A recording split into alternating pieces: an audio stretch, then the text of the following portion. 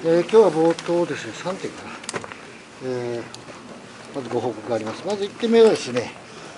新型インフルエンザ等対策特別措置法等の一部を改正する、法律案が閣議決定をされました。この法律でありますけれども、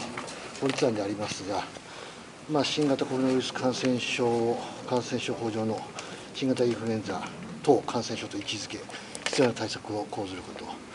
また併せてですね、宿泊療養でありますとか、また自宅療養、入院、疫学的調査、積極的疫学的調査ですね、こういうものに対してですね、しっかりと実効性を確保するための規定、これを整備することでありますとか、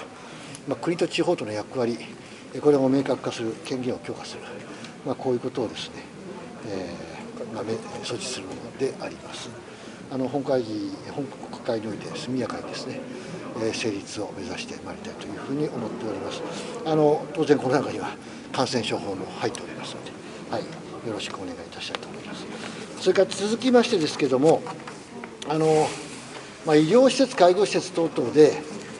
やはりしっかりとスクリーニングをやっていかなきゃいけない、つまりですね、なるべく無症状者も含めて、検査をやっていかなきゃならないという、これはもう我々もずっとですね、各自治体にもお願いをしてきたわけでありますけれども、その中において、以前から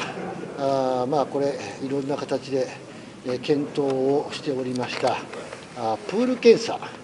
これに関してですね、PCR 検査の中において、このプール検査法というもの、これをですね、行政検査の中に入れていこうと。これ、どちらかというと、先ほど申し上げたように、無症状者の方々、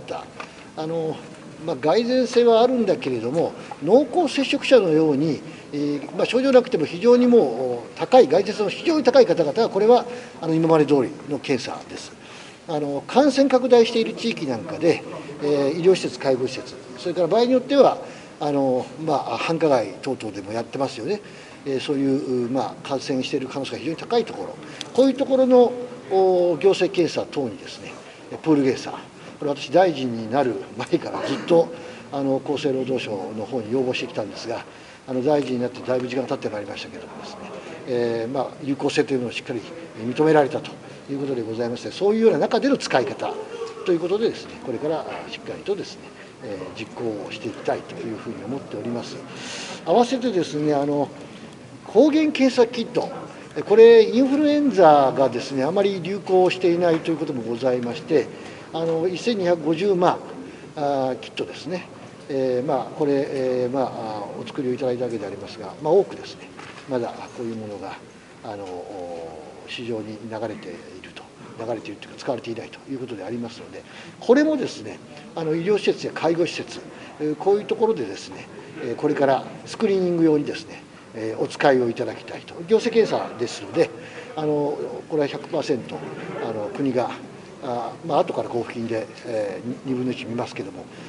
国がですね、しっかりとお金といいますか、費用の方は負担をいたしますので、感染拡大地域でクラスターを介護施設、医療施設へ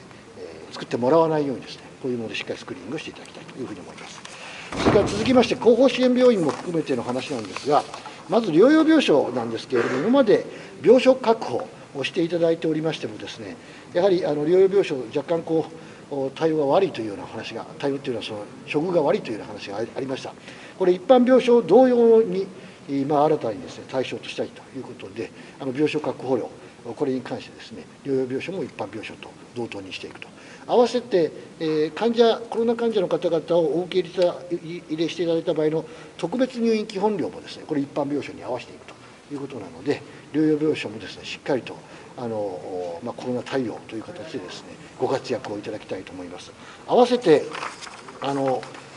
方支援といいますか、回復期、慢性期の病棟においてですね、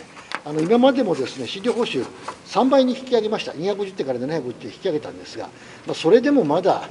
十分にコロナ対応という意味ではですね、そのような報酬では対応しづらいというお声もありましたので、ここで救急医療管理加算、これを適用することにいたしました。最大90日にわたって950点という形になりますので、今までの倍以上という形になると思います。こういう形でですね、やはりちゃんとその後回復をするまでの間、つまり